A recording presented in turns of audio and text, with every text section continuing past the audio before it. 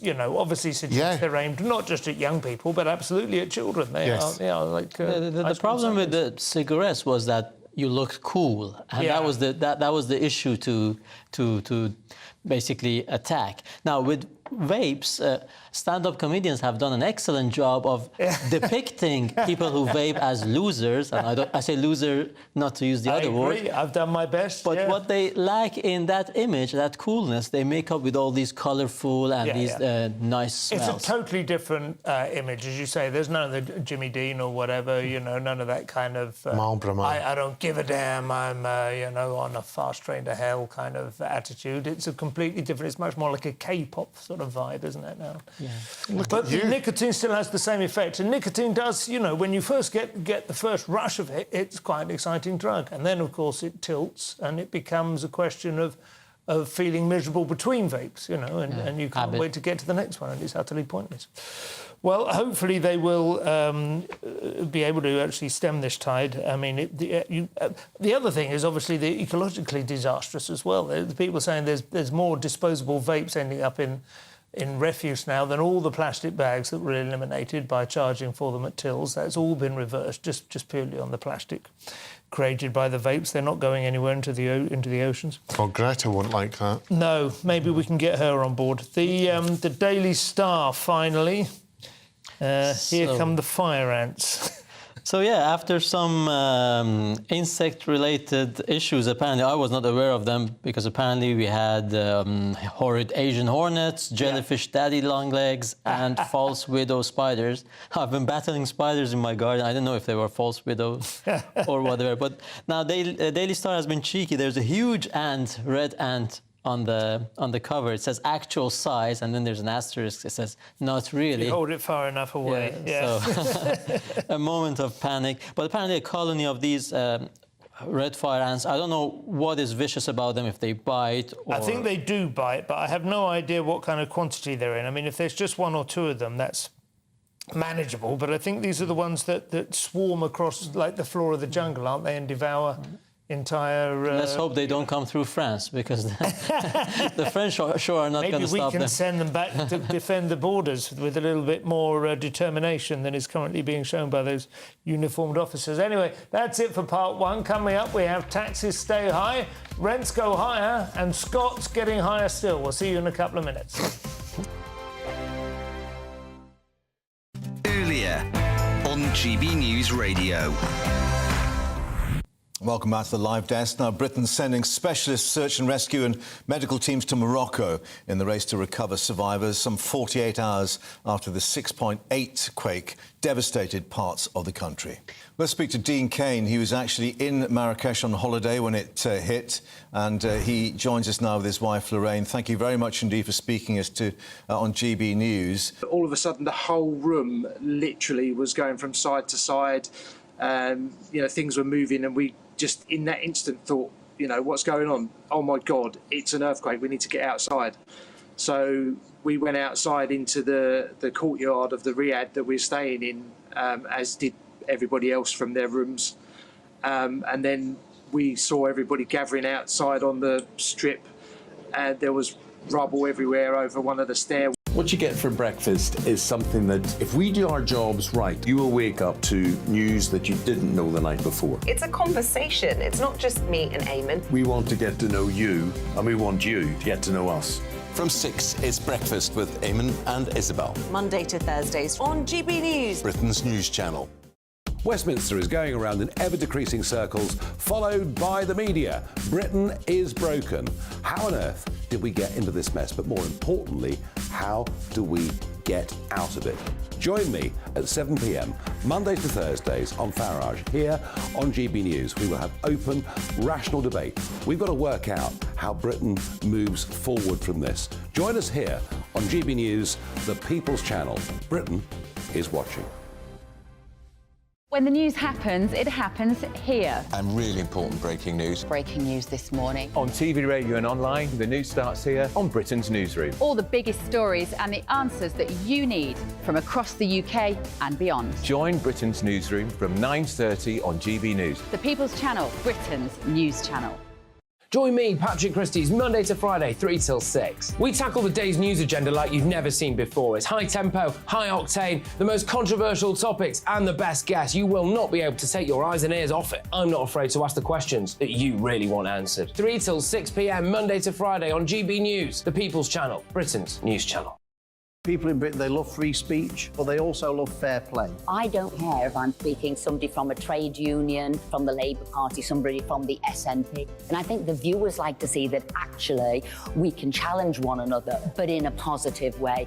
We think we ask the questions that people want to ask, and often we ask the questions that we wanted to ask in Parliament but never got the chance to ask. So join us every Saturday, 10 a.m. till noon on GB News, Britain's news channel. It's all about family, being in people's living rooms, all the interaction and getting to know who our viewers and listeners are. When I was young, my dad used to say, "Nana, stop arguing." I wanted an outlet that would enable me to give my opinion.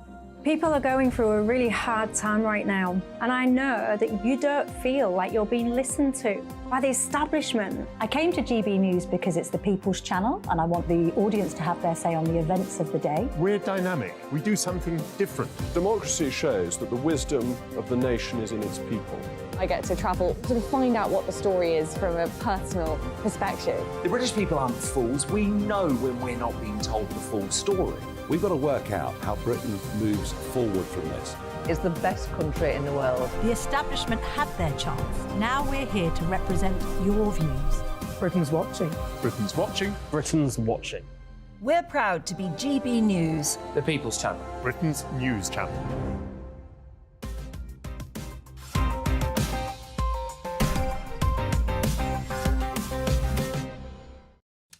And welcome back to Headliners with me, Simon Evans. I'm still here with Bruce Devlin and Nico De Santo. So, Nico, we have house price forecasts now, and they're usually about as accurate as long-range weather forecasts, but let's play along.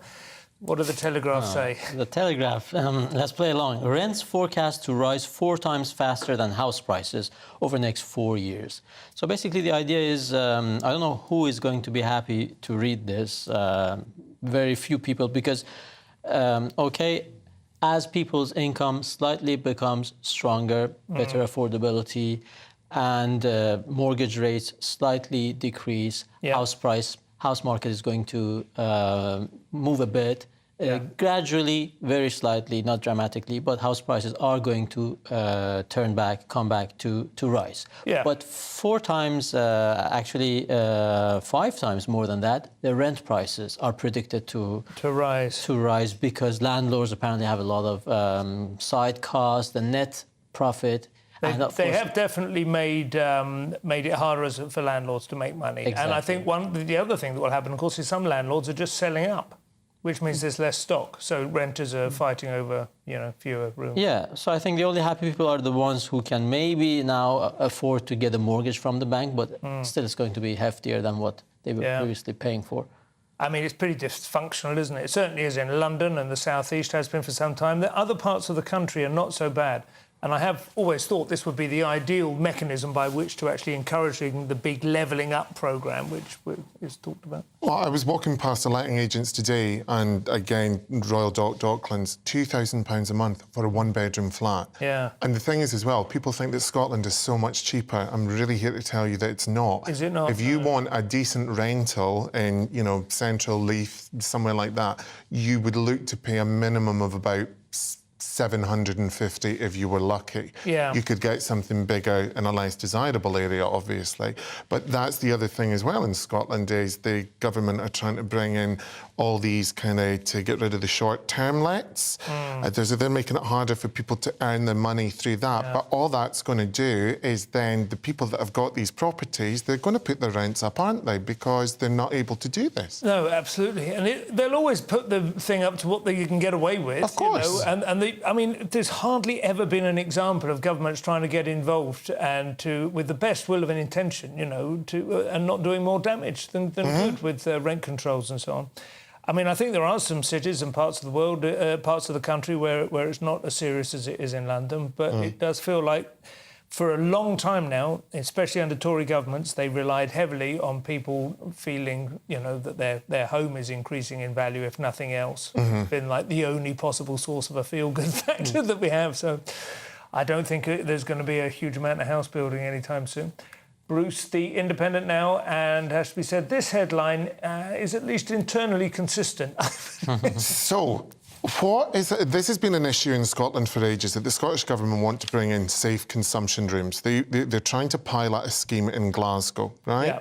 But the Scottish Government consistently say that Westminster won't allow them. They're against it. Okay. There's a guy, a performance artist, a comedian, a rapper called Dan McGarvey, who said that he is of the opinion that the current Scottish administration could actually do that. Now, the leader of the Conservatives up the road, Douglas Ross, he's against this. Right. But Scotland does have, it has come down since last year, credit where credit's due, but it's a very, very high drug death toll, if you see what I mean.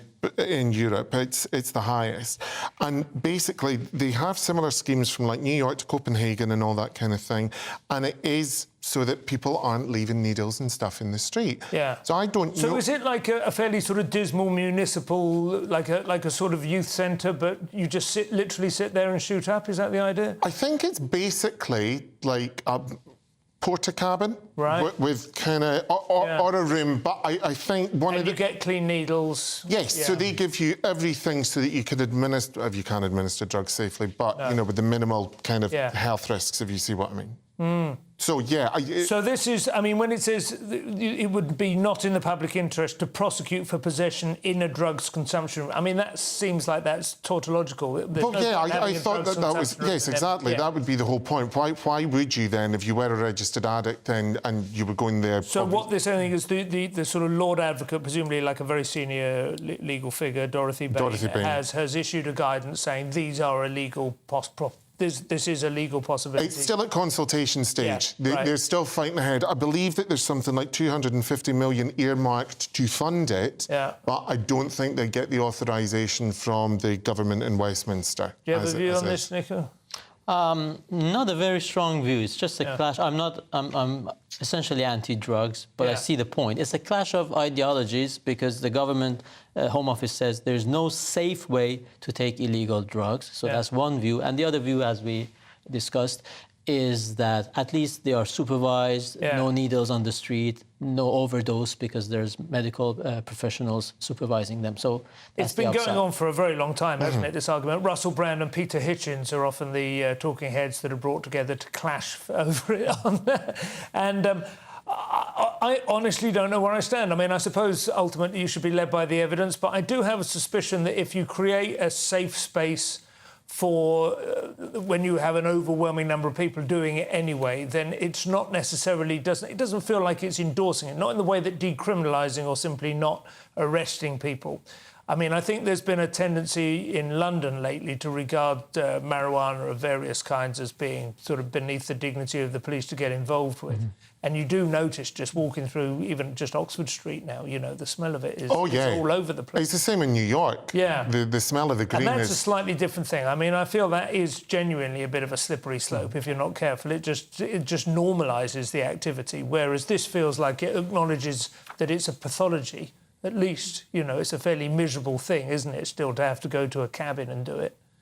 But then, I suppose, if you're addicted, you're addicted. That's just the whole thing. What I mean is it's not going to encourage people to think, oh, well, I might as well do it because it's basically been made legal, you know. No. I can't see it as a high incentive. It doesn't well, if you look at it... Sorry, I interrupted. Yeah, no, go on. If you look at it that way, to be honest, most UK police forces even find burglary beneath their dignity to investigate. Yeah, that's true. It's very hard to discover a crime they are keen on prosecuting beyond hate crimes. Hate incidents. Nico, why are there so few painkillers in the jungle? Because Public Health Jungle consider them a risk factor in mental health crises. That's a play on a joke which you're probably not familiar with. No.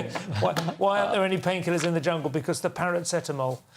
Oh, OK. Do you remember? Yeah, that's... Nice. I realised as I was saying it, you will be looking at me blankly. But yeah, go ahead. But thank you for making this story a bit more lighter, because it's it's quite dark. Quite a bleak story, yeah. So there's this national suicide prevention strategy, and charities and the government who want to work in this direction of reducing the number of suicides. Yeah. And they estimate that 1 in 5 suicides is done by poisoning including drugs, including paracetamol. So hypothetically, they would want to reduce the number or the quantity of paracetamol or paracetamol-containing medicine that people can buy without a prescription.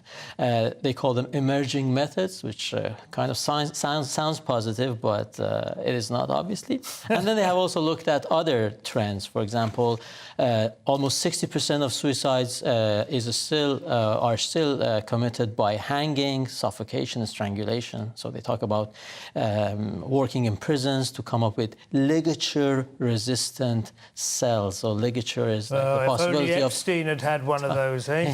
When he hanged himself from the top bunk. Yeah, if you want to go with that narrative. I'm interested. I don't know what suffocation is. I mean, you can't smother yourself with a pillow, can you? Or perhaps you can. I don't know. I think they did it in Brookside once. Did they? Yeah, it was a while back. Tied on... Oh, God, I don't know. It was a cushion. But I remember hearing, I mean, obviously this is very upsetting or whatever, but I remember someone put on Twitter or X, sex is fantastic, but have you ever opened a packet of paracetamol and not got the leaflet end? They thought that was some kind of big triumph, that you just got straight to the tablets. Yeah. I find it, I mean, I don't want to... we're all got to be careful not to be light about this, but it does seem to me to be just footling about, to be honest. If you are desperate enough to actually want to take your own life, you will get access to enough paracetamol pills. All you have to do is go to 3 shops in a row. There's nothing stopping you until they actually have like retina ID. Do you know what I mean? And that's you go to Boots, and then you go to WH Smith's, and then you go to Tesco, and then you go to Co-op, and it's cheap. Yeah, exactly. So there's all it's doing is making it slightly more inconvenient. I mean, you know, good luck, but it seems to me very optimistic. Anyway, over to the Daily Star, who may be reading very slightly too much into some pretty standard Crown diplomacy here, possibly. Yes, so this is King Charles has done what his mother did, the late Queen, a couple of years ago, and that is wished Kim Jong-un good wishes as he goes to meet Putin in Russia. And he's not the only king to have done it. Apparently the King of Sweden has also given good wishes as well. So... yeah, I wonder what Camilla had to say about that. You have to remember what you do today. It depends what the good wishes are. It's just like, good luck in your discussions with Putin. Hope you guys can sort something out on the arms front. I mean, I doubt it was... do you know what I mean? It's probably just stay healthy and, you know, we wish the best for the people of North Korea, isn't it? Yeah, a few years ago, I remember John McCain was debating Barack Obama in the presidential campaign, of course. And he said, I wish my opponent... well, but I don't wish him luck. and crucially, the king has graciously and gracefully wished them well, not luck, because we don't want them, of course, in the ballistic missile race and everything to have to gain the advantage. The upper hand. I think that's perfectly reasonable. That is it for part 2. Coming up, we have shoplifting scum, students accruing pointless debt, and modern slavery. But enough of my family life. We'll see you after the break. That warm feeling inside. From Boxed Boilers. Proud sponsors of weather on GB News. Hello, very good evening to you. A band of rain is going to continue to push southwards through the next 24 hours with some showers both to the north and south of this, whilst in the southeast we're holding on to that humid air because here we are still ahead of these fronts, which have something a little bit cooler, a bit more comfortable following in behind. Also on the fronts there'll be a fair bit of rain, so a cloudy, wet end to the day across many northern parts of England into Wales and southwest England too. In the southeast we're holding on to those humid conditions and we could see a few showers developing. Also some showers in the far north of Scotland and Northern Ireland. Cooler here, whilst in the southeast with that high humidity, temperatures not dropping a huge amount. As we look through Tuesday, a damp, wet start across many parts of England and Wales, though in the southeast a good deal of brightness. Though with the high humidity, I am expecting a few showers to kick off here, and they could be heavy, perhaps even thundery, whilst a brighter picture across the bulk of Scotland and Northern Ireland, a scattering of showers and a little bit of cloud at times too. A bit cooler than it has been through some recent days, getting to highs of around 24, perhaps 25 Celsius in the southeast.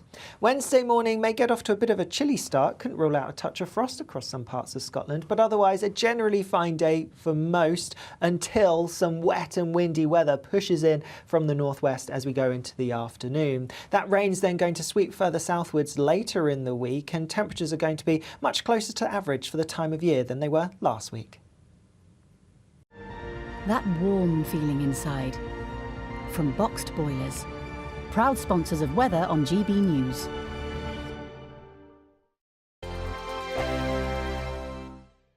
The Live Desk with me, Mark Longhurst. And me, Pip Thompson. It's here Monday to Friday on GB News. From midday, we'll bring you the news as it breaks, whenever it's happening and wherever it's happening, from across the UK and around the world. Refreshing, feisty, but with a bit of fun too. If it matters to you, we'll have it covered on TV, radio and online. Join the Live Desk on GB News, the People's Channel, Britain's news channel. So Jubes and Kerr, we tackle the issues of the day with real robust debate, both sides of the fence, battling it out with me in the middle with my forthright opinions and views. And often really interesting things happen because you start with a position and then by the end of the debate you find actually, well, I might not have thought about that one. What we need in this country is 2 new political parties. You should maybe think about doing a 2024 calendar. I'm Michelle Dewberry and I'm keeping you company right through until 7 o'clock this evening. GB News, the People's Channel, Britain's watching. Monday to Thursday, 9 p.m. till 11 p.m. Join me, Dan Wootton, for 2 hours packed full of unfiltered opinions, unique takes, and fiery debates. I guarantee you blockbuster guests and exclusive reporting with no spin, no bias, no censorship. I think there is a culture of collusion, quite frankly. And no reason to go to bed. That's Dan Wootton tonight on TV, radio, and online. Monday to Thursday from 9 p.m. till 11 p.m. only on GB News, Britain's news channel. In a world of dull and predictable radio and TV shows. Oh, hi. On Mark Dolan tonight, we've got big guests. We drill into the big stories of the day. The show adds up to a brilliant listening and viewing experience. Mark Dolan Tonight is the most entertaining current affairs show ever, and that's a fact. That's Mark Dolan Tonight, Friday, Saturday and Sunday from 9. Only on GB News, Britain's news channel.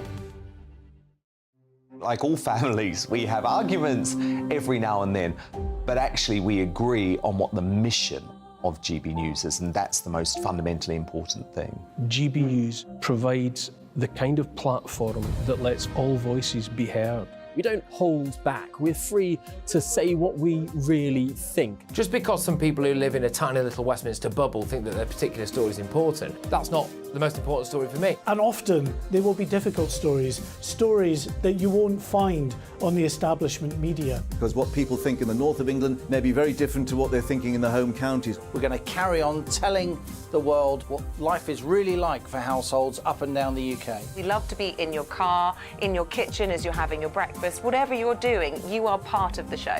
If it matters to you, it matters to us. Britain's watching. Britain's watching. Britain's watching. We're proud to be GB News, the People's Channel, Britain's news channel.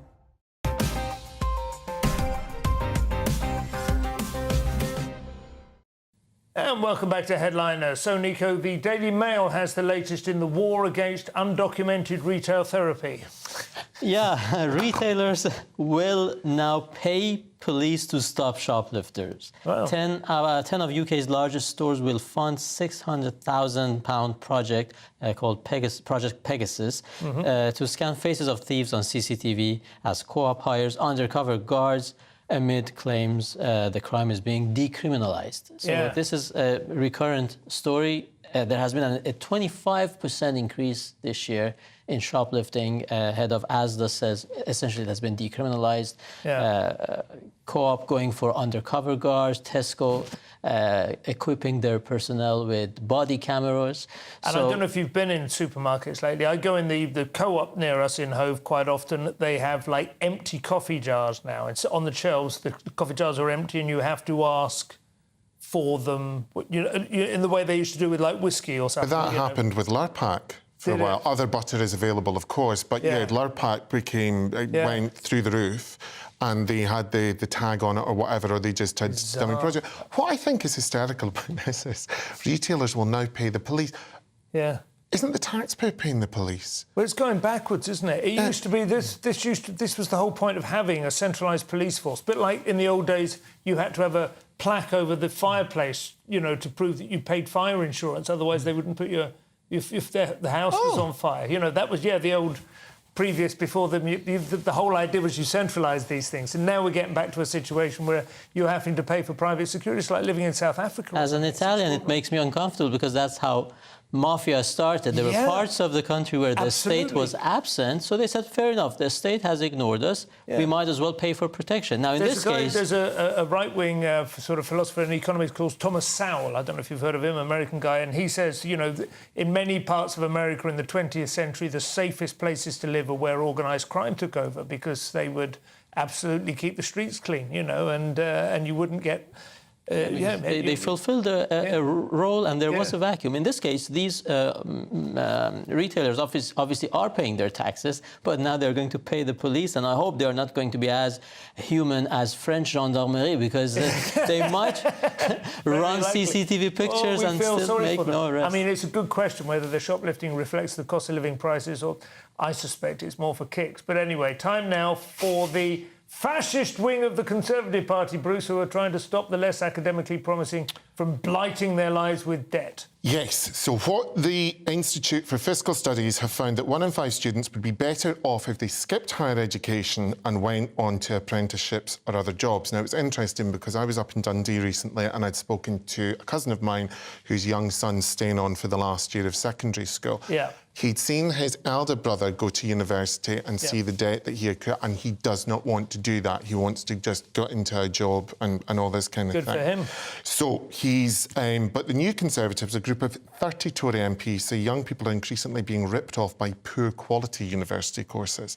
And a lot of people, they seem to think a lot of young people are going just to have a jolly. They're just mucking about and being paid for by mum or dad or loans or whatever. Yeah. But they're coming out in huge amounts of debt. And they don't always... They often have quite low self-reported levels of happiness, and, you know, it's a disappointment to them as well. I mean, I think that's the thing. For a few months, that might be fun, but 3 years of vaping. Of vaping and sensing that your debt is mounting up. Vaping and shoplifting. And you're kind of endlessly swirling in the same pool of friends. I mean, I was very lucky. I went to university, got a grant, you know, and I studied law, and I knew fairly early on I wasn't going to be a lawyer, but I just saw it out, and I did kind of do that. I am a hypocrite in that respect. Right. But I wouldn't recommend it to anyone now who wanted to come out with 100 grand's worth of debt for that experience. It absolutely wasn't worth it for that. I feel quite seriously, although it sounds like a wacko idea, that it would be great to be able to offer people who know for a fact they aren't going to get a worthwhile degree, but want to have maybe 6 months of just state-funded. Do you know what I mean? Like somewhere they can hang out, live a couple of 100 miles away from home, get used to being independent. Yeah, do a load. There used to be the military service for that. Well, yeah, but you want basically you want to be able to go to parties, don't you? Have a larger pool of friends, you know, have some kind of scheduled activities that you know give you some superficial impression of progress, but in reality, it's really just a kind of an intermediary stage between school and work. I don't think there's any shame in that. But 3 years of a degree in hairdressing, you know what I mean? It's just when you could learn it on the job. Hairdressing is useful, but it was about prospects of jobs, and 62 universities apparently can't even fulfill that. Yeah. But there was also this question of the university life and experience being independent away from the parents. But now with the indoctrination, they're not even getting that. No, that's true. And also they're always on the phone anyway. So, I mean, we had one phone call a month if you were lucky. Nico, a story in The Telegraph that serves as a warning to anyone who tracks their children's location on their iPhone. Now, this is a funny story. Boss arrested for tracking employee on sick leave. Now, this happened in Spain. Yeah. There was apparently this long litigation going on between the boss and the employee, who had presumably got anxiety. So he was dealing with this anxiety, was on sick leave, presumably because of this anxiety.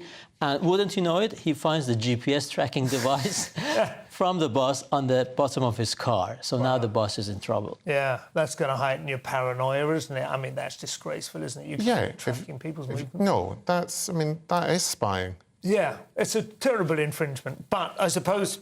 But the thing is, if the guy was signed off with anxiety, he's allowed to. I don't think he's under house arrest or anything like that. So he is allowed to go. But I mean, you know what I'm trying to say. Anyway, we'll finish off with some further depressing evidence in the Times that the most powerful man in the world is at best in serious cognitive decline and quite possibly being reanimated on a daily basis.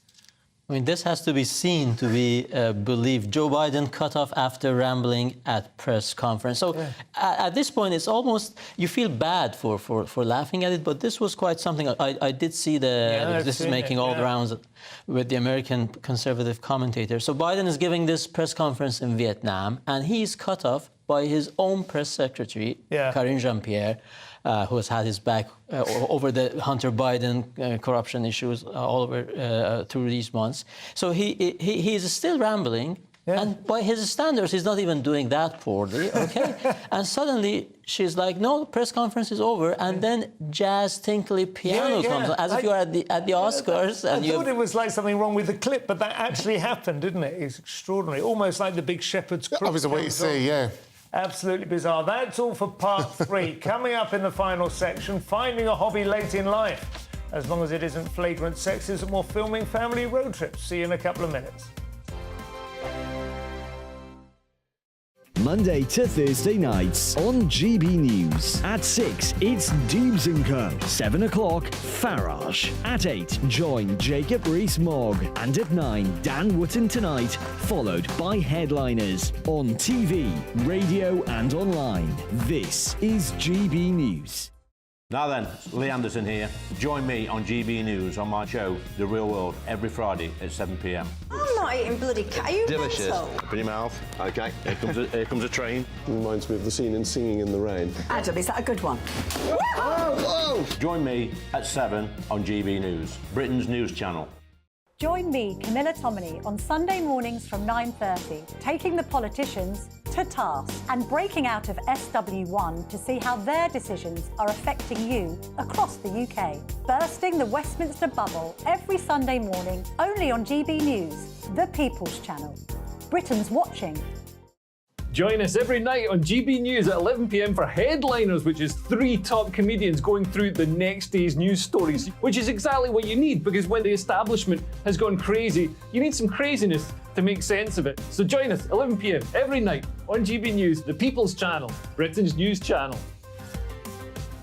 I'm Andrew Doyle. Join me at 7 o'clock every Sunday night for Free Speech Nation, the show where I tackle the week's biggest stories in politics and current affairs with the help of my 2 comedian panellists and a variety of special guests. Free Speech Nation, Sunday nights from 7 on GB News, the People's Channel, Britain's news channel.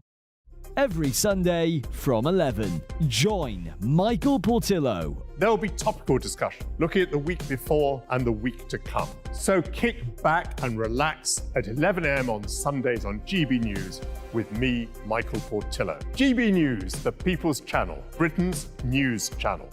I joined GB News because I was sick and tired of not hearing my views being represented, not just mine, but so many people that I knew and spoke to. I just couldn't get my voice out there. I couldn't say anything. I couldn't do anything. Whatever the narrative was, I kind of had to follow it. GB News is there to provide a voice for those who have been ignored by the establishment media. We think different things, we've got a different style. GB News is here to be optimistic and positive about the future. It's real kind of dynamic and flowing, with the audience very much at the heart of it, like a big family. Here at GB News, we talk about the things that matter to you. Hearing the voices from right across our towns and cities, especially our towns. All sides of the argument represented with a heavy dose of opinion. We're on a mission here to make a difference. And the GB News family really is here for you, and whatever time of day you can watch or listen. Britain's watching. Britain's watching. We're proud to be GB News, the People's Channel, Britain's news channel.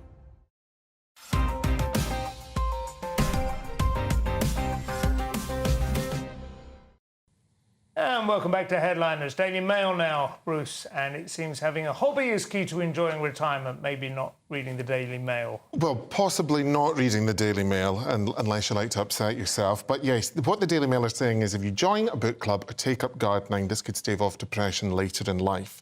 Yeah. That's what scientists are saying. So joining a book club or taking up gardening could help boost your well-being. Mm-hmm. That's what they're trying to say. Yeah. I was with my friend today, who I think he's only 50. He tried to talk to me about a plant, and I said, I'm not being rude. If this is all we've got, I don't want this. I'm really not interested. So I'm not necessarily sure I agree with it. I think you'd be better doing something like day drinking. Well, that's interesting. I find, you know what, my parents, my father especially, very keen on gardening. He's 93 now and only quite recently lost the ability to do so. I think it did sustain him throughout a long retirement as well. He stopped working in his mid-50s. He just had a natural instinct and affinity for gardening, has taken real pleasure in it. I've never been able to find it or share it. My wife's quite good at the gardening. I've got mates who quite like... I think gardening is something you either instinctively get or you don't, and then other people like cooking and stuff.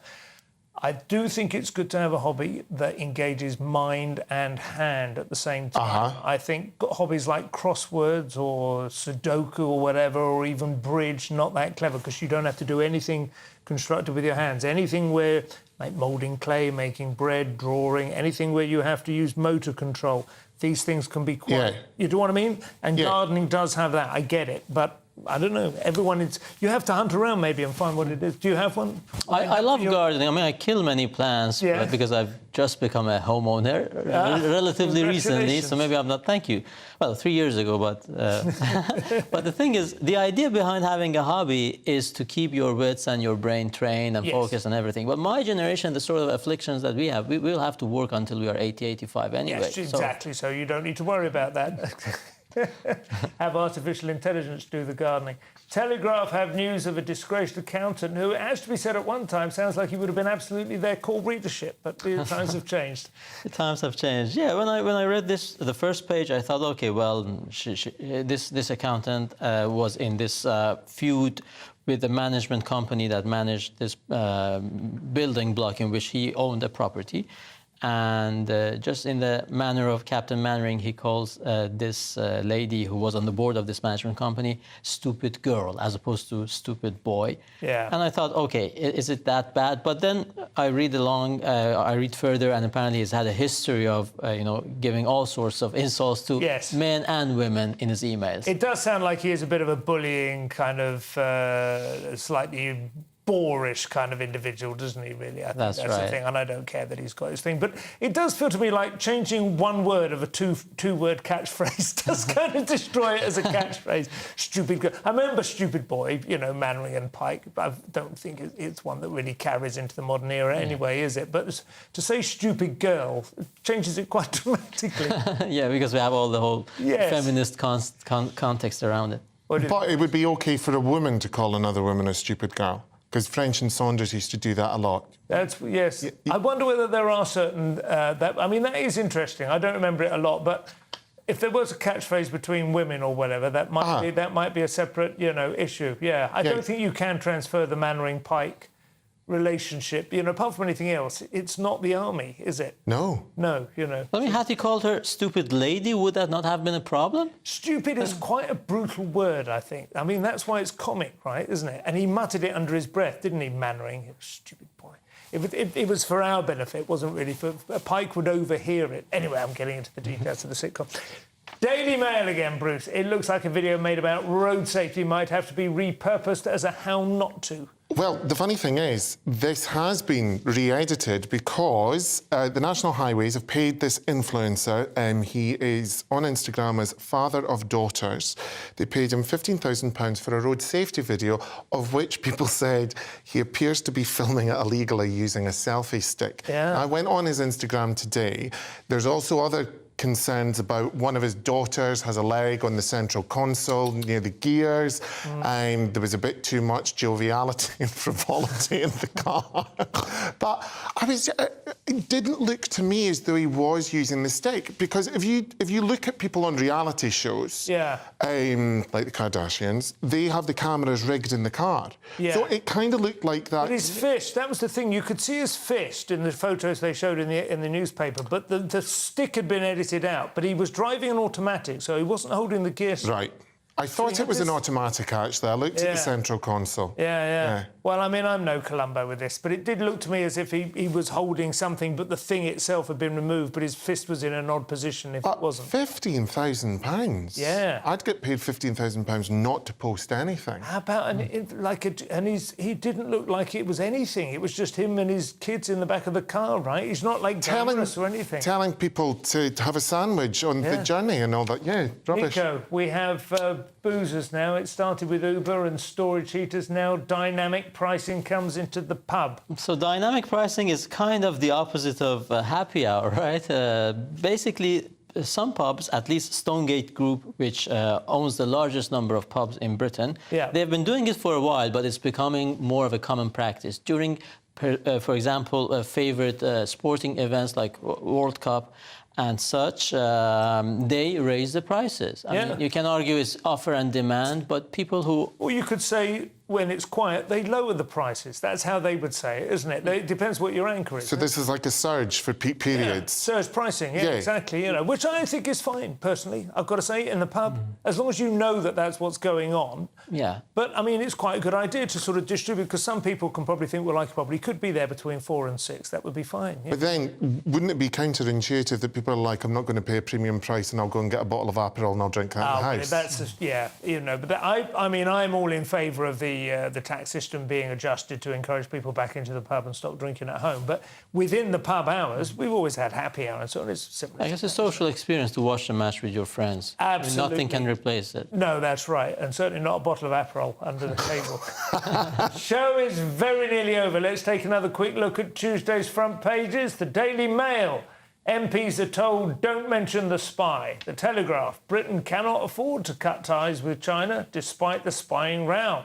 Guardian has NHS alarm over exodus of medical students. The Express, why UK's £480 million deal to stop the boats is doomed. Brackets, it's the French. iNews, state pension boost on the way for millions, but no tax cuts. And finally, the Daily Star, here come the red fire ants. Those were your front pages. That's all we have time for. Thank you to my guests, Bruce Devlin and Nicholas DeSanto. I am back tomorrow at 11 p.m. with Josh Howie, Darius Davis. Look forward to that. If you're watching at 5 a.m, stay tuned for breakfast.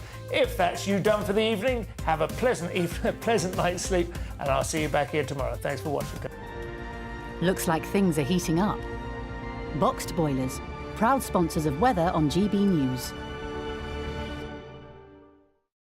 Hello, very good evening to you. A band of rain's going to continue to push southwards through the next 24 hours with some showers both to the north and south of this, whilst in the southeast we're holding on to that humid air because here we are still ahead of these fronts, which have something a little bit cooler, a bit more comfortable following in behind. Also on the fronts there'll be a fair bit of rain, so a cloudy, wet end to the day across many northern parts of England into Wales and southwest England too. In the southeast we're holding on to those humid conditions and we could see a few showers developing. Also some showers in the far north of Scotland and Northern Ireland. Cooler here, whilst in the southeast with that high humidity, temperatures not dropping a huge amount. As we look through Tuesday, a damp, wet start across many parts of England and Wales, though in the southeast a good deal of brightness. Though with the high humidity, I am expecting a few showers to kick off here, and they could be heavy, perhaps even thundery, whilst a brighter picture across the bulk of Scotland and Northern Ireland, a scattering of showers and a little bit of cloud at times too. A bit cooler than it has been through some recent days, getting to highs of around 24, perhaps 25 Celsius in the southeast. Wednesday morning may get off to a bit of a chilly start, couldn't rule out a touch of frost across some parts of Scotland, but otherwise a generally fine day for most until some wet and windy weather pushes in from the northwest as we go into the afternoon. That rain's then going to sweep further southwards later in the week, and temperatures are going to be much closer to average for the time of year than they were last week. Looks like things are heating up. Boxed boilers, proud sponsors of weather on GB News.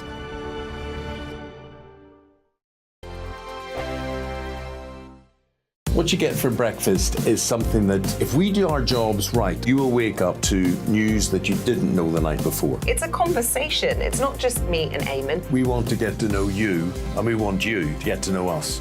From 6, it's Breakfast with Eamon and Isabel. Monday to Thursdays on GB News, Britain's news channel. Westminster is going around in ever-decreasing circles, followed by the media. Britain is broken. How on earth did we get into this mess? But more importantly, how do we get out of it?